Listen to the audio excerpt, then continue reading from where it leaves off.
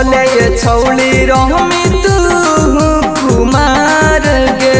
इही लगन में सदिया करके जो ससुरार गे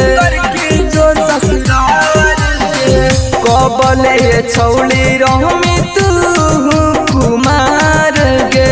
इही लगन में सदिया करके जो ससुरार गे भोरे भोरे विदा होमी बैठिए के करबा गे छौरी हाँ गे छौरी दुल्हा बनत भूमिहारबा गे छौरी दुल्हा बनत भूमिहारबा गे छौरी दुल्हा बनत भूमिहारबा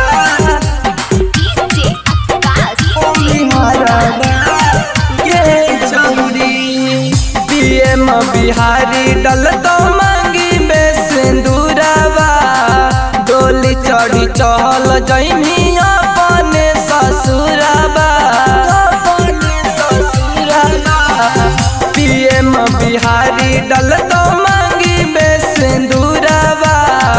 डोली चढ़ी चहल जैमी अपने ससुरबा बिट्टू सिंह बन जैतौ छोट